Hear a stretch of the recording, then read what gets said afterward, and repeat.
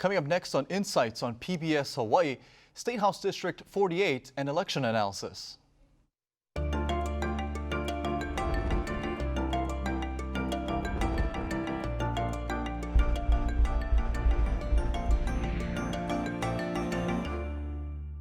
Aloha and welcome to Insights. I'm Duane Shimogawa, your host for tonight's show. Traffic, development, and agriculture are important issues to residents in Kaneohe, Haiku Valley, and Kahaluu.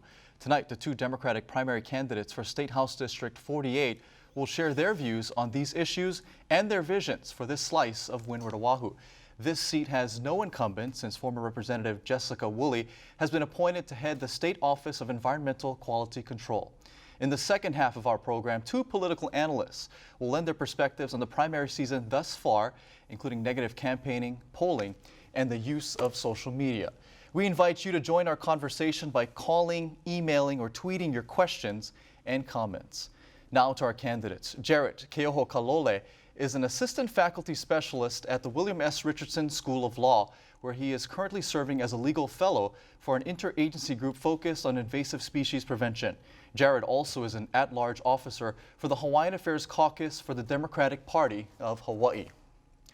Robert Harris is director of the Sierra Club of Hawaii, a grassroots environmental organization.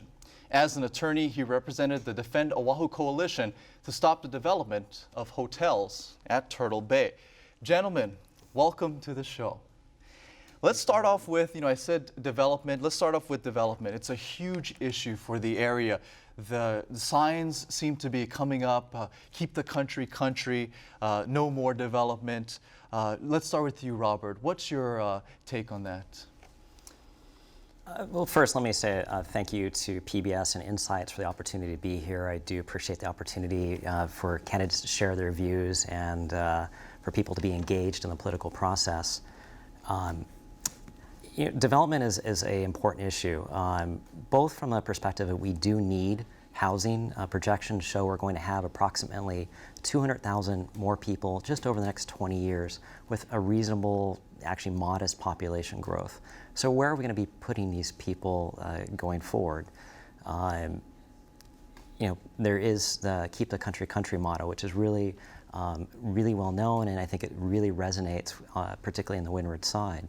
I think by extension we also have to talk about keeping the city city and trying to make sure that future development is happening within the urban core, that we are developing affordable places where people can actually live. But by extension we also have to draw lines and say there's certain areas where we really don't want to see more development to go forward. And clearly the windward side for a long time has really been designated as an area that's supposed to be kept in country. Mm-hmm. So when you say it's supposed to be kept country, what do you mean? What specifically, if elected, you would do to curb maybe development, like you said you're in favor of? Well, I think in some ways we actually have to talk about trying to find ways to allow for development within the urban core. That is a more expensive and sometimes more difficult place to do development. And we've seen, unfortunately, for example, in Kaka'ako, too many luxury condos being developed which aren't necessarily being built. But what about your area, Robert? What about? Yeah. So, obviously saying that we have to create areas for development, and the same way we have a general plan that specifically called for the windward side to not see additional population growth. We do have one project that's deeply controversial, the Envision Laie project, which approximately calls for the doubling in size of Laie, both in terms of population but also in geographical area. And if you start allowing those kinds of projects to move forward, it has stress impacts on traffic, it has impacts on future growth because you've sort of unlocked certain valleys. And I think we really do need to take a strong look at keeping the country country and trying to say that only reasonable growth, not necessarily large Thanks, expansion. Robert. Well, Jarrett, that's a big issue out there. I mean, your family has been out there for generations and generations. What would you do, if elected, to make sure that area keeps its character? Well, I think that's a good question, Duane, and I'd also like to thank PBS and Insights for having me on, and Robert for participating and allowing us the chance to come on. I think what we need to try to focus on when we talk about development, particularly on our side, is trying to keep folks who grew up in our community in the community, and that's a very difficult thing when you talk about issues related to brain drain and the cost of living. And so I do agree with Robert in taking a balanced approach to development and following the Oahu General Plan, which does indicate that the urban core is slated for development, and we are going to try to direct growth to these areas.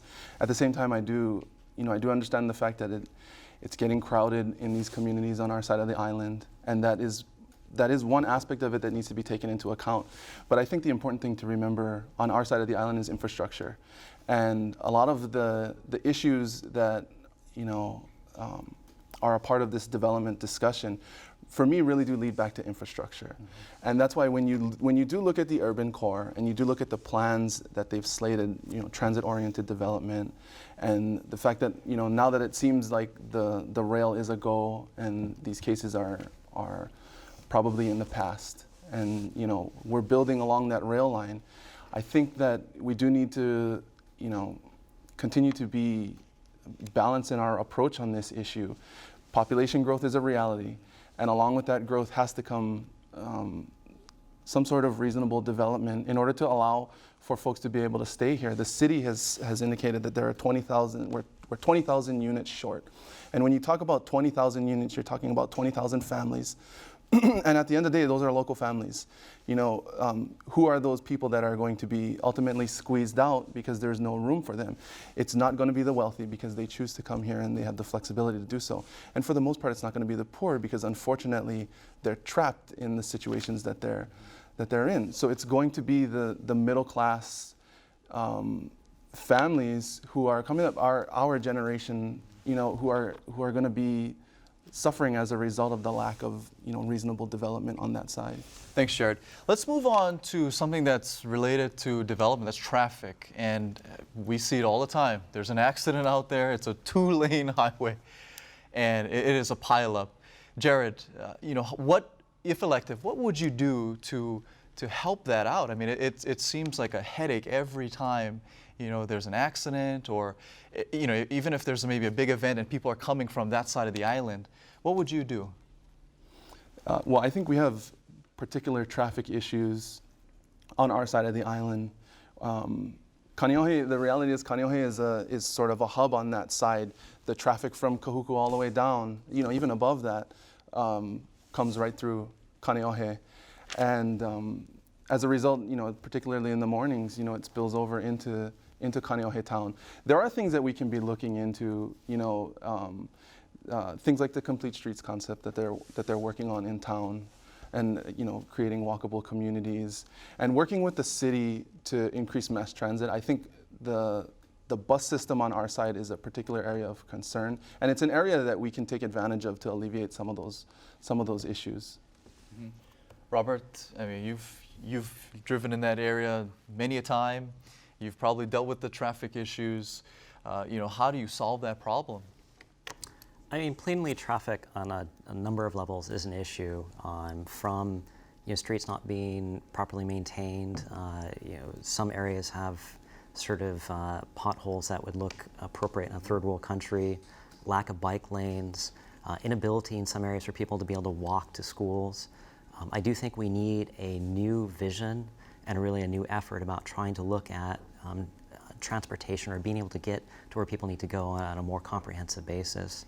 And Complete Streets is one of the bills that I helped push forward at the state legislature, actually requiring that any new project looks at the complete street model and really trying to make sure there's a sincere buy-in on that, and engaging in the communities and saying, all right, now how do we tackle these problems on a more comprehensive, holistic basis? Mm-hmm. Traffic is a big issue out there.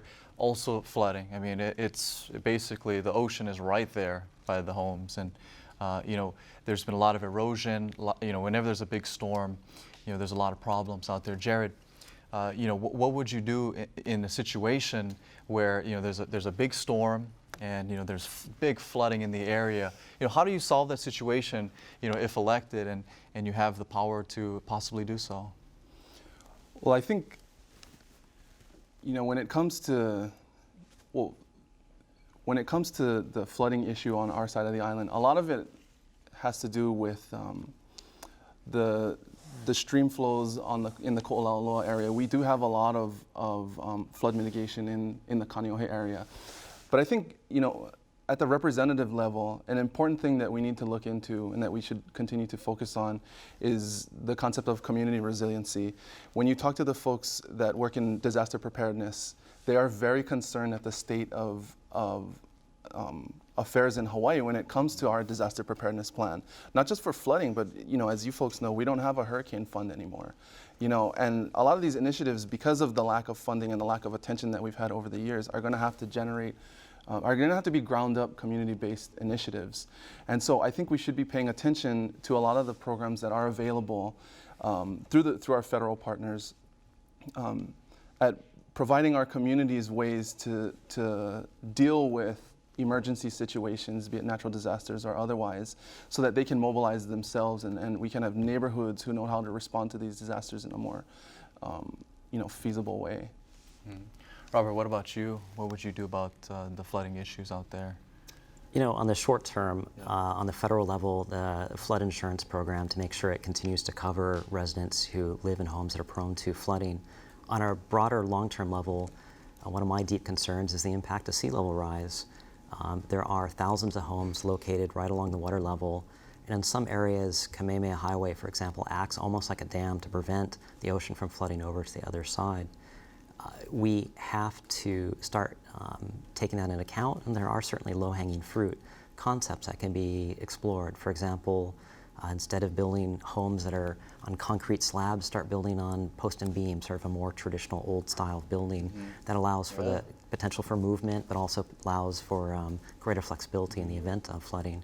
And there's going to be a more difficult conversation coming in the future. We have, not necessarily our district, but you have entire communities like Ka'ava, Ha'ula, et cetera. They're all connected by this one road. What happens when that road's no longer available? Gentlemen, we've talked about development, traffic, we've talked about flooding. I want to hear from you. Let's start with you, Robert. What are your concerns for the area you're trying to get elected for? Well, I just addressed climate change. We've talked a little bit about affordable housing. I think those are two key issues that have to be addressed. For the long term, right? These aren't immediate gratification kinds of issues, but ones that we really have to start doing some hard decisions for the future. Third is agriculture, growing more food and trying to make sure that more of the food that we eat, consume is brought up here. I grew up here. My mom worked in a nursery, ran a nursery in Waimanalo, and as a little kid, I'd go out there and help her. And the conversations we had back then, 35 years ago, are the same ones we have today. How do we diversify agriculture? How do we become more self-sufficient? I think it's time for us to actually start doing things rather than simply talking about the issue. Thanks, Robert. Jarrett, what are your concerns for the area? I think when I've talked to folks in our district, and I've gone door to door and talked to them, there are two big ones that really come up that I think we should be focusing on, and they're recurring ones, as Robert said. The first is education. I think there are a lot of folks in our district who are concerned about the state of education. It's actually improving in our district, and I think we are an example of initiatives that have been used to improve our school system. But I think there needs to be more of a focus on improving and supporting our schools and supporting our teachers and the staff in our communities. And the other is the economy. Moving our economy in a more sustainable direction and finding ways to create jobs that provide a living wage for folks. And I think when you look at the two of those together, the main issue that those two initiatives, or that those two aspects address, is the cost of living. This is a huge concern that I've heard about going through our communities, and it's been a recurring theme on our side of the island, I think, for a really long time. How are we going to be able to find ways to keep our middle-class families who are from our communities here in our communities, instead of they being forced or pushed out elsewhere to the mainland for the most part? Gentlemen, a very interesting thing I think about this race is none of you has held public office. What makes you qualified to hold this office? Let's start with Jarrett. Well, I think for me, my roots in this community run deep, and that's something that I'm really proud of. My family has been in Kaneohe for at least 7 generations.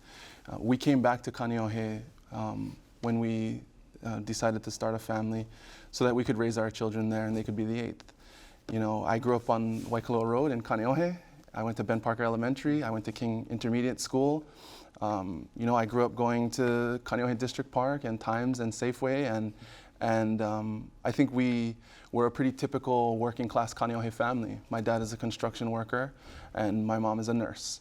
And their values are my values. I grew up, you know, seeing them struggle and sacrifice for us to keep a roof over our head and also to provide us with an education. They sent my 2 brothers and I to St. Louis, and then they also helped me go through college. And that's why I am the person I am. And I think that experience growing up in our community gives me a special perspective on what the folks in our community, you know, think is important, where we've been as a community, you know, what we're dealing with today and where we're going. And, you know, in addition to that, you know, it's not only my wife and kids that I answer to. I have aunties, uncles, friends.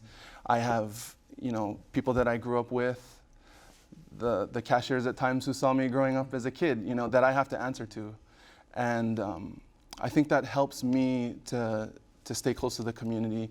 You know, they're gonna know when I'm lying, and I do have to answer to them, and they're gonna come and see me. And I think that gives me a good opportunity to be a strong voice for them at the legislature. Thanks, Jarrett. Robert, what makes you qualified to hold this office? Like Jarrett, I mean, the Windward Side's been my home all my life, and it's the only home that I know. It's a place that I love. But I also think experience does matter. You know, I've helped a number of businesses in Kaneohe. For example, you know, I helped represent Valley of the Temples and to keep them from closing down or going through bankruptcy and losing the jobs of dozens, if not hundreds of employees and thousands of local families. In addition, you know, as in the legal profession, I've earned the respect of my colleagues, for example, teaching as an adjunct professor at the law school or being elected as on the board of directors of the Hawaii State Bar Association. But also as the director of the Sierra Club, I've really had the opportunity to be engaged on issues representing the community all across the state as well as the Windward Side, focusing on things that the people care about. So people can look at my record and also say that, you know, I have a proven record of getting things accomplished. I hope, you know, one of the things that I've really developed over time. You talk about what's your record? Can you? So, for example, as a volunteer, you know, I helped push curbside recycling to start it on Oahu. And as a result, curbside recycling now saves the county about $300,000 a year. Fighting to save Turtle Bay, for example, actually helping draft the brief and taking it to the Supreme Court to make sure that the country is kept country. You know, in that course, also working with the state legislature, with city council members, and sort of learning how to collaborate when necessary, but also knowing when you need to take a stand. I hope, you know, I guess the bottom line is that I can hit the ground running and be an effective champion for the community from day one. Obviously, you guys know that you're representing not only your area, but the entire state. Let me ask you, Jarrett, where do you see the state moving? Well, I think there are a couple of issues that we need to deal with that are right in front of us that we've already spoken about. And I think when you talk about what direction we want the state to go, we need to deal with those issues first and foremost. So I do think education should be made a priority. You know, if you look at this past session, a lot of the initiatives that were targeted toward, you know, improving our school system and supporting our children were sort of left by the wayside at the 11th hour. And I do think that, you know, when you look at our economy and diversifying our economy, we do need to take a balanced approach. We need to look at agriculture. We need to look at renewable energy because that does stimulate the economy and there are jobs available through that approach. The fact of the matter is our major industry is tourism, and we need to continue to sustain that in the near term and in the long term because the fact that a significant part of our economy is reliant on it is the way it's going to be in the near future, and also the military. But those are industries that we don't have control over, and so that's why I do think this push to diversification moving back and asking the hard questions on agriculture and what we need to do to support our farmers and grow that industry, and also, moving our state in a more sustainable direction in terms of energy development and transportation, and those things are the areas that we need to focus on immediately. Robert, where do you see the state going? I think that we have a number of issues that are coming. They're coming in front of us that we do need to tackle, and they're issues that we can't keep kicking the can down the road. Whether it be diversifying the economy, whether it's addressing education on a more direct approach, or addressing issues that are looming like climate change, what that's going to do to, for example, fish ponds in Kaneohe, or the highways and some of the other districts. The key thing that I'd stress is trying to be flexible, innovative, and nimble. And as you know, like some of the things that I've been involved in, creating policies that really helped the solar industry grow into what it is today, which is a $1 billion a year industry with thousands of employees, trying to take some of that innovation, some of that creativity, applying to other sectors as well. Because I think something that Hawaii can do, particularly if you have leaders that are willing to be collaborative, but also push when necessary and say, no, we really need to address these issues today. Mm-hmm. Let's talk about a very timely issue. Next weekend, 4th of July holiday, the sandbar issue where the state has put restrictions on alcohol and other things. Where do you guys stand on that? Jarrett, I'll start with you. Well, I think it's a good thing that those restrictions are in place. I think, as the bottom line is it's a safety issue. When you look at what happened with there was a death that was related to holiday parties that took place on the sandbar. And my memory of the sandbar and the recollection is that it was a family area. Folks would take their families out on the boats and enjoy that area. There is a cultural aspect as well. And those things are not connected to the activities that took place over there. And I think when you talk to folks from the community, a lot of these activities that happen over there are folks that are coming in from the outside and using that area as a playground. And that's just not conducive to what our community is used to and my experience with that area. So I do think restrictions are a good idea in that case. Robert, your thoughts on the sandbar? Yeah, I agree. I think it's an example of a few bad apples ruining it for other people. My wife and I love going out there. We had frequently kayak, but sometimes people would make it say not a family atmosphere, a place that you necessarily feel comfortable with. And I'd love to take my daughter out there, and I appreciate, we have to do unfortunately, some regulations to make sure it is safe for everybody. Mm-hmm.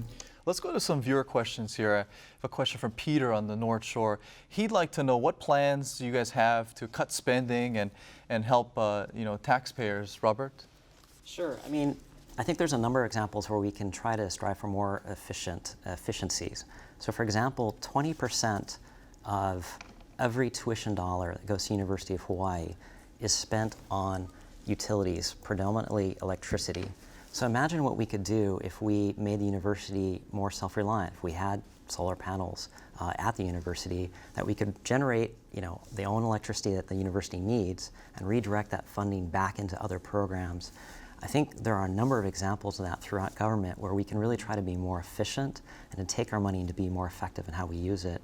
I'm also proud of being able to bring in, one of the issues I'm very proud of being involved in is creating an on-bill financing program, which will bring in $100 million a year to help all residents to be able to do clean energy. And the way we did it was using private money, not a dollar of taxpayer money and very minimal investment of ratepayer money. So I think it's creativity, flexibility, innovation that are going to help us. Thanks, Robert.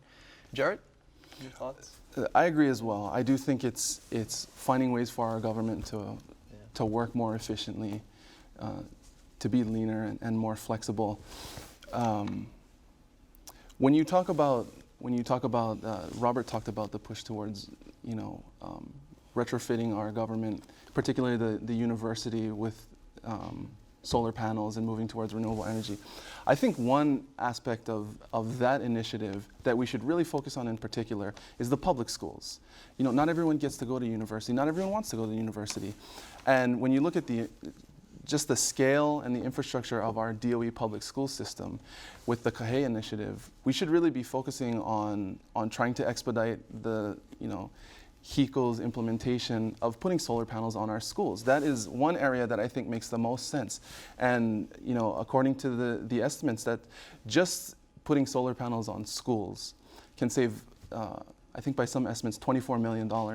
When you look at, in the last session, they talked about putting air conditioners in the schools, and the cost of that program was about $24 million.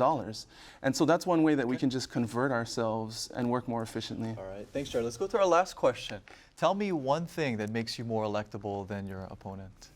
Jared, make it quick. Sure. I think that when you talk about the House of Representatives seat, there are two aspects to that when it comes to representing our community. There's leadership and there's actual representation. Leadership is about ideals and ideas, and Robert does make a good point. He has experience as a lobbyist, and he's worked within the system for a long time, pushing initiatives on behalf of the Sierra Club. I'm homegrown from Kaneohe. I know the folks in the community. They know my family. I represent my family when I walk in the community and I talk to people.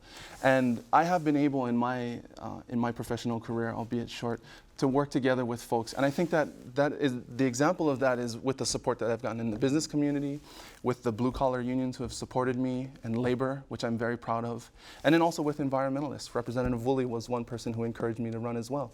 So I think just that is an example of how I can work across the spectrum. Okay, thanks, Jared. Robert, we'll give you a chance right there to... I'll be brief. I see we're low on time, but I do think experience matters. Yeah. I think a proven track record matters. Somebody that can be a strong champion for the community and actually get something accomplished is something that people are going to look for. Gentlemen, thanks for joining us. I had a blast. Thanks for having me. For those of you just joining us tonight on Insights, we've just finished talking to the Democratic primary candidates for State House District 48. Coming up, we'll talk to two political analysts about the effects of negative campaigning, polling, and the use of social media. As always, we encourage you to join our conversation by calling, emailing, or tweeting your questions and comments. Right now, please enjoy this message about Hikino, the nation's first statewide student news network. I was never really confident about the skills that I have, but once I saw it in front of me on a TV screen, I felt, you know what? This is what I was meant to do. Hikino is the first statewide half-hour news show, produced, written, and done strictly by students. Our students now can tell stories within our community. My favorite story I've written about thus far is probably the Heather Juni archive story. It's a story I worked really closely on and actually wrote myself. Me, myself, I don't know a lot about archives, but what I did learn was the power of preservation is the same passion that I have in the power of preserving our Hawaiian language and our culture, which I'm really into. These students, they live the story. They actually know that story in and out because they live in that community. And it's not just our community, but it's now these other rural communities, the students in Molokai, the students in Lanai, the students in Kona, all of these small little rural communities who normally wouldn't have a chance to tell their story now have the opportunity to show the world what's going on in their community. It's their story told their way. If I want to do this for the rest of my life, it has to be that piece of my life. So by making PBS a piece of my life, it's given me so much. I can't repay PBS for all they've given me, but I can definitely keep producing stories that I know that they'll be proud of. Welcome back to Insights on PBS Hawaii. In just over 6 weeks, Hawaii voters will be making their choices in the primary election. Tonight, we have two political analysts in the studio to talk about what they think of the campaign season thus far, touching on issues like negative campaigning, polling, and the use of social media. Now to our guests. Chad Blair is a political reporter at Honolulu Civil Beat. He has worked in the news business in Hawaii for more than 2 decades. Colin Moore is an assistant professor of political science at the University of Hawaii Manoa. Colin's teaching and research interests include American politics, health policy, and campaigns and elections. Gentlemen, Thanks for joining us tonight. I'm sure you. we'll have a lot to talk about, right? It's early in the season, but let's start with the negative campaigning. You know, you recently had PRP apologizing to former Governor Ben Cayetano. You know, what's your take on the negative campaigning aspect? Does that really affect the election? Chad? First of all, some breaking news, Duane and Colin. The Campaign Spending Commission is actually investigating PRP, Pacific Resources Partnership. There were omissions in their campaign filings with the department, and Nick Ruby has the story up on our site right now. So there may be some further repercussions. Having said that, Ben Cayetano lost, and negative campaigning worked. And I wonder if one lesson going forward is, will somebody look at that and say, gee, if I'm in trouble and I'm facing a powerful, experienced politician like Ben Cayetano running for mayor, he's up in the polls, and I want to win that race, do I resort to something like that? And mind you, Kirk Caldwell wasn't directly connected to PRP. It was an independent spending.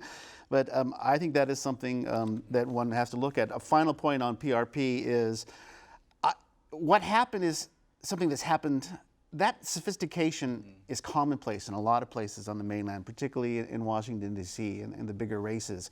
We don't see that kind of sophistication here very much, but it is here, and I think that's a reality for Hawaii to face. Colin, you know, we have kind of a recent case of possible negative campaigning. You had, the governor's campaign manager saying David Ige can't add. I mean, what's your take on that? Is that kind of the groundswell of some more negative campaigning that we may see very soon? Well, it's a possibility. I mean, let me say something about negative campaigning in general. There's been a lot of research on this in political science, and one thing we know about when campaigns turn negative, it's that it depresses voter turnout. It turns out that people become very cynical about the political process, and that, of course, in a state with the lowest voter turnout in the nation is probably the last thing we need. But Chad is right. It can be very, very effective, and it can be particularly effective when it's combined with these big data strategies, which PRP brought into Hawaii, where they combine these very sophisticated statistical algorithms to zero in on exactly what might make you change your mind as a voter,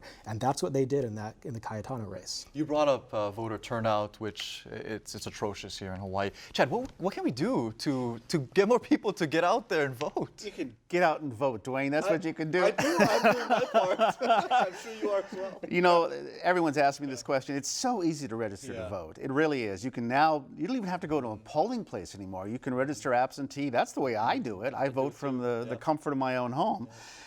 There's all sorts of theories as to why we are the worst in the nation. I think at the time of statehood, I think the turnout was something like in the 90th percentile. Or something like that. So we've gone in such a short time, half a century, to this abysmal thing. One of the things you always hear is it's not going to make a difference. The status quo is going to be in power. You have one dominant party, a lot of the same officials taking the same jobs year after year. And I think that does create a sense of complacency and what's the point, right, if it's not going to make a difference? I'm sad to say that that's the case. I hope other people will realize it's a civic duty and frankly a responsibility. Right. Colin, your thoughts on that? I mean, how do we get more people to get out there? This is the great question for state-level politics here. I wish I knew the one answer. I will say that making it easier for people to register has shown to have a bit of an effect, making the elections more competitive. I think I agree with Chad that people think, well, the Democrats are always going to win, the same incumbents win, these candidates just play musical chairs. But there's a deeper issue which concerns me more, which is that we know from the research that people vote mainly because they see it as a social obligation, not because it's exciting. And people learn that from their parents, from their grandparents. And I've made this point before, but when you look at the youth voter turnout, that's what really scares me, because these people are not going to, people even of my age are not going to pass these values on to their children. And so that's why we need to, if we can intervene now, we really need to. Let me throw one thing out. If I'm not mistaken, the legislature passed a bill this session, and if it hasn't already been signed by the governor, it probably will. It allows people to register to vote on election day. So you can go in there. I don't think it starts until 2016, as well as walking into those early polling places, making it even easier. Because many times people start thinking about voting right around the time all those commercials, are on TV, which is right now actually. And then when August the 9th is coming around, somebody's like, well, if they know that they could just walk into the voting booth, have a photo ID and be able to register just like that, that could change things. That's exactly right. And in states that do have same-day registration, voter turnout is higher. That's an easy fix. So I'm glad to see that. Jim, let's move on to polling. Chad, I'm going to put you on the spot here. Civil Beats poll had Ige up double digits over Abercrombie. Does the polling affect voting or vice versa? Well, I was just thinking, what's Eric Cantor's pollster doing today? Here he had him up by 30 points, and this Tea Party guy comes out of nowhere, and how vulnerable. I can tell you this, we polled that race in May, and we ran polls on the lieutenant governor, on the Senate race and the CD1 race, and we held off on the governor's numbers because we were surprised that Ige had a double-digit lead, and we decided to go back into the field, ask some more questions about why people felt the way they did, and make sure that the results matched up. And sure enough, the results were very similar the second time around. We just published this a week or so ago. But let me also say this. This is really an anti-Abercrombie vote.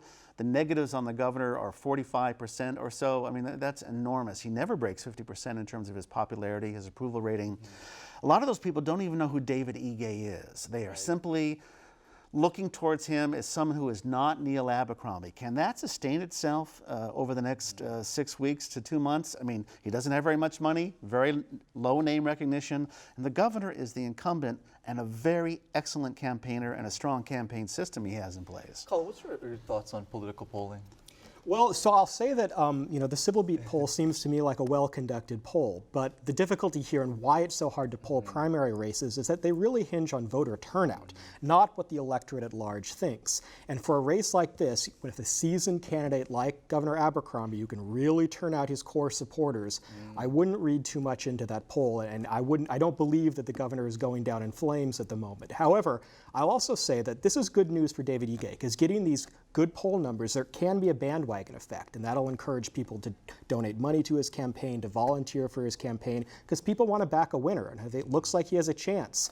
Nothing succeeds like success. Right. And by the way, there is a reason that Ige Can't Ad was put out there, because the governor, his campaign is a little worried that they may have to actually take this guy seriously. Joe, let's talk about social media. How important is that in today's political arena? Well, so I'll say that the studies are still being conducted. Social media is a relatively new thing, but I do think that it's necessary for any candidate to have a social media account. It makes you look like you're a serious, viable candidate now. It also does something which is pretty unique, which other forms of media didn't allow you to do, which is it allows voters to see who their friends and neighbors are supporting. And that, more than anything else, is what persuades voters when they know that their uncle, who they get political information from, they see that he supports David Ige up on his Facebook page. It can be very effective. Right. Colin, you said earlier that the youth vote, it's not very good. Isn't this a way, though, to get more of the young vote out there with the use of social media? I hope it is. I can't say definitively that it makes a huge difference, but I think it does. I hope it does. In fact, I have a lot of interns who work for these campaigns, and some of them come up with these ideas that I never thought of, like posting, wearing the candidate shirts and making a contest who can have the most interesting pictures on their Instagram accounts with a candidate's campaign shirt on. So I think it does. Young people have a lot to add, and I think it's a very good way for campaigns to recruit young people to volunteer for their campaigns too. And I'll chime in here. I think Colin's right. It's still new territory. The studies really haven't been. I mean, this is still something that is fairly new. But 2 points that I would make: if you're following somebody's Twitter feed, or if you've friended someone and you're on their Facebook page, you've done it because you like them, and those people are already going to vote for that candidate. You need to reach the people that don't know who you are and might be looking for a reason to vote for you. And I don't know how many people say, well, I think I'll check out David Ige's Facebook page to see if he's my guy. So I wonder whether there's a correlation between getting people on their social media and then turning out to vote. Because the second thing is, really, you got to get people to turn out to vote. You got to get them registered. You got to pinpoint them and find out, say, hey, did you vote yet? Are you going to vote yet? Can we help you get to the polling place? That still is the way to win elections. And that is something that social media helps with. Now, Colin, is there a good example out there currently? Who does it well out there? In Hawaii? Yeah. Maybe Chad. I follow all of their sites because I have to.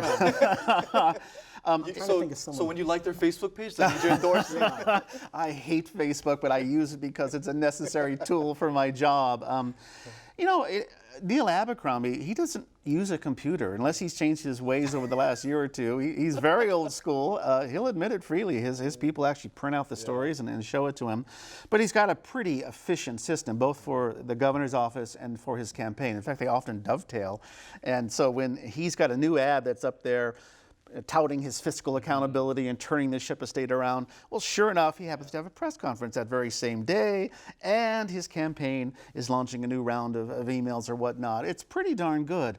Having said that, the person that was helping Neil Abercrombie's campaign left and is now helping David Ige, and so that could be a sign of well, probably not a good sign for the governor, and certainly encouraging for David Ige. Needs a very well-known figure in the social media circles here.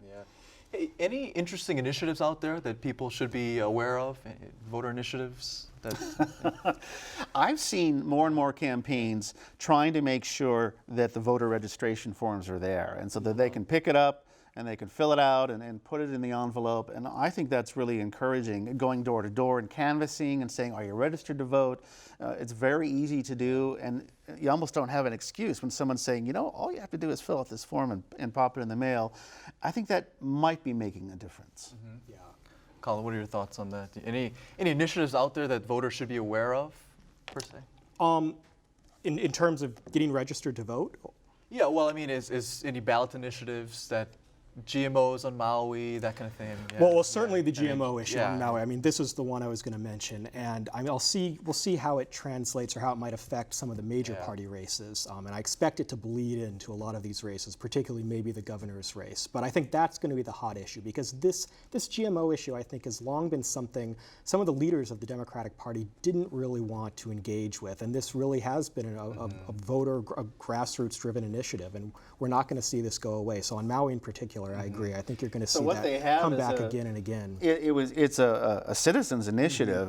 The Shaka movement got the signatures to put this on the ballot, and basically it would ban GMO temporarily, and it would force Monsanto and the other biotech companies, the seed companies, to study it, produce an analysis that says, oh no, it's not going to harm your health or so forth. This is different than what happened on the Big Island and on Kauai, which were legislatively performed.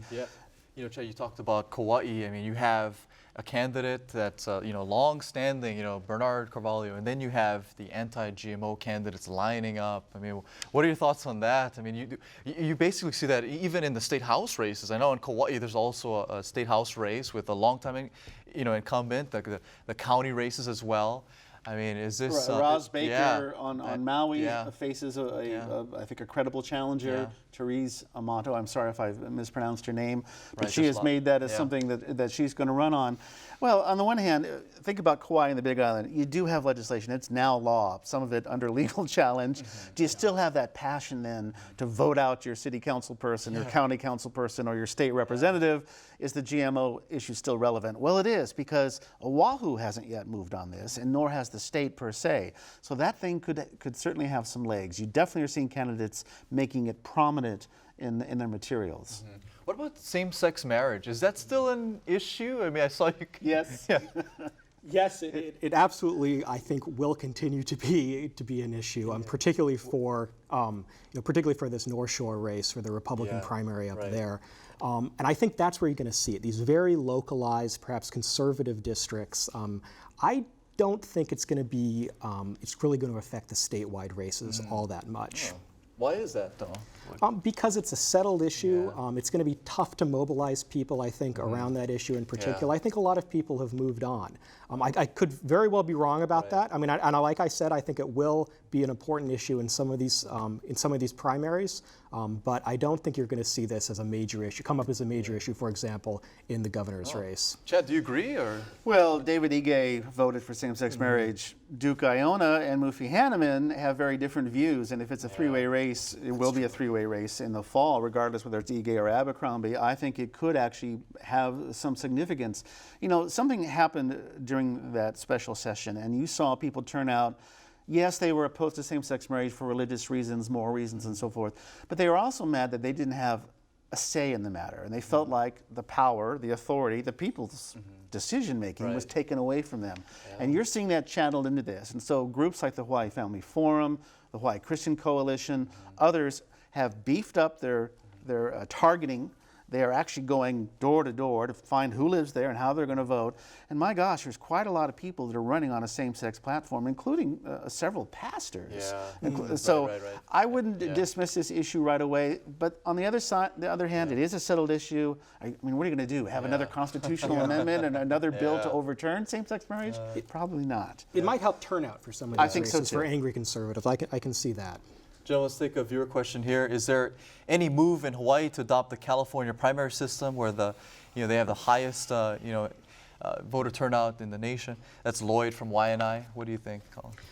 I haven't heard anyone jumping on the bandwagon to adopt what is sometimes called a jungle primary, what they have in California. But I would be very much in favor of it. I think it works very well in what is essentially here a one-party state, where the top two finishers in a primary then they have to, then there are two major candidates in the next election. Regardless of party. Regardless of party, and that's the key thing. Could you maybe define it a little bit more, Colin? Sure. So now we have, as we all know, the winner of the Democratic primary in a lot of our districts now faces a Republican, and pretty much that race is often not competitive. In a California-like system, you'd have the top two finishers. Then they'd move on to the general election. So it very well could be, and in Hawaii it often would be, two Democrats who would then run against each other in the general election. What it often does, I think you've seen this happen in California, is it moderates some of the candidates, right? You can't just be the liberal who wins the Democratic primary and then expects to sail through the general election. And I think it does help voter turnout too. It makes the general election exciting. So I would be very much in favor of us adopting it. I don't think that we're going to, but it would be great if we did. Democratic Party of Hawaii is not going to allow this to happen. I'm just going to let you know right now. I actually think it's something to look at. I think another term is it IRV, instant runoff voting, is similar. I mean, in many ways, that's how the mayoral races and the county council races are done. You take the top two people, unless somebody gets 50% plus one. And yes, the extremes tend to be cut away, and it's the more consensus candidates. And I think that's healthy for a democracy. Let's go to another viewer question via email here. Why would one encourage more people to vote when 4 out of 5 don't even know the issues and vote on a candidate's charisma, ethnicity, etc.? Colin? Well, so my students often ask me this question, and I'll say what I say to them, which is that it's just more democratic. If you want to know who votes, it's older people, wealthier people, well-educated people, and so you're getting a very different electorate, an electorate that really doesn't reflect what the majority of citizens think. And I think that's a dangerous thing. I think it erodes people's support in democracy. And the other thing I'd say is that just because people can't name the specific candidate or explain exactly why they're going to support that candidate, when you dig a little deeper, they often have pretty rational reasons. Maybe they can't think of them off the top of their head, but they heard something that this elected official did, maybe 6 months ago, and they just remember they didn't really like that. So voters are not as uneducated and ill-informed as I think some of these polls make them out to be. Not our poll. And certainly no voters here in Hawaii. Chad, what do you think about that? You think? Well, let me ask you this: if you're thinking, why should I vote? 4 out of 5 people, blah blah blah. Are you satisfied with the cost of housing in Hawaii? No. How's your electricity bill? Is that something high. you're comfortable with? What about gasoline? It's too high. Yeah. You know, well, I'm going to look for those candidates who are proposing some solid ideas. And we just had Jarrett and Robert on, and they were talking about some of these very same issues. And I'm going to care because I care about my family, I care about my friends, I care about this state. And if you it really is your responsibility. And if you don't care, frankly, shame on you, because you really should. Look what's going on in so many places in the world. Voting is corrupt right now in Afghanistan. Abdullah is questioning the results and so forth. We've had our own share of problems with voting, but I think overall it works pretty good. And you should care enough about your future to pick the people that are running for office and decide who's going to be best. Let's talk about the lieutenant governor's race. You got 2 heavyweights there. You got Ige. And you got Tsutsue, I should say, and then you got Clayton He. How do you think that race will turn out, Colin? Boy, well, so I'd thought that Clayton He would get a lot more mileage out of his tremendous name recognition, but this poll that Civil Beat just did shows that Shan Tsutsui is doing quite well. He's in the lead. And so now I'm really not sure. It looks like he's now mounting a vigorous campaign. He has a hilarious ad where he makes fun of people inability to pronounce his name. So he's running a really, I think, an excellent campaign, and he's polling well. So I think that he's looking great. I mean, against such a formidable challenger. Our poll, by the way, a lot of people undecided, and Shan Tsutsui, if I pronounced it correctly, according to his latest ad, it really is a terrific advertisement. Clayton He, by contrast, is running pretty much by the playbook ad: raise the minimum wage, conserve Turtle Bay, help save businesses and unemployment insurance. Sort of your standard way to do it. I don't think that race is settled by any means. They both have a lot of money, and we're going to see how much they have next month when the next reports come out. You also have a personality like Mary Xenakis, the former TV reporter, who's also running for that. So we'll see. It is unusual, though, to see a sitting lieutenant governor challenged by someone for that race. Governor's another story, but LG? What about on the Republican side? You have Kimo Sutton and you have Elonahu. How do you think that one will eventually turn out? Kimo Sutton's run for a lot of offices. He's a stalwart Republican. He hasn't had a whole lot of success. Elwin is I hope I got his first name correct. He's quite a personality. He's a new face. He's a New Hope pastor, and I think certainly this may be one of those races where we see whether faith makes a difference. Think about it. If he were able to win, he would be with Duke Iona, also very conservative socially, and that could be quite a contrast. I mean, imagine if it's Clayton He and Shan Tsutsui, or excuse me, Neil Abercrombie, people that voted for same-sex marriage versus those that are against it. That could be a factor. Right, interesting. What about you? What do you think about that race, the Republican side, Lieutenant Governor? I mean, I'm really not sure. I think that his affiliation as a New Hope pastor is going to be tremendously important, but it's we'll have to wait and see. How about Mufi Hanneman? Let's. Both your faces lit up for whatever reason. Well, Mufi Hanneman has now the thing that he's always wanted. He doesn't have a primary to run in, specifically a Democratic primary.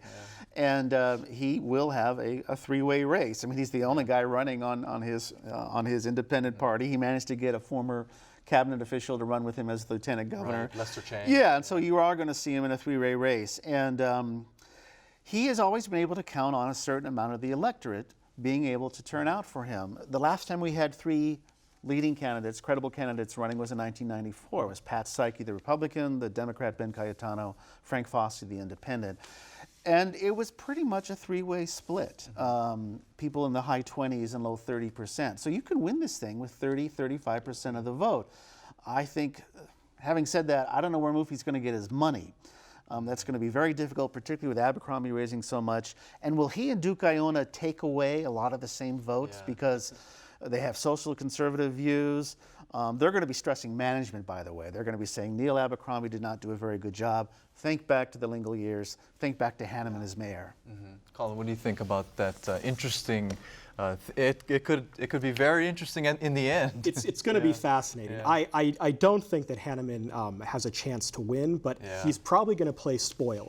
And the question is, who does he help in this race? I really think that him getting into the race in the general, assuming that Governor Abercrombie wins this primary, it helps him. I think that probably he's going to split the anti-Abercrombie vote. It might be split between Iona and Hanneman, and that gives Abercrombie the advantage. Now, it's possible I could be wrong, and in the end, that helps Iona. But I'm thinking that because the governor, there's a lot of people who don't particularly like him, but he does still retain his core supporters. Really, this was great news for Governor Abercrombie.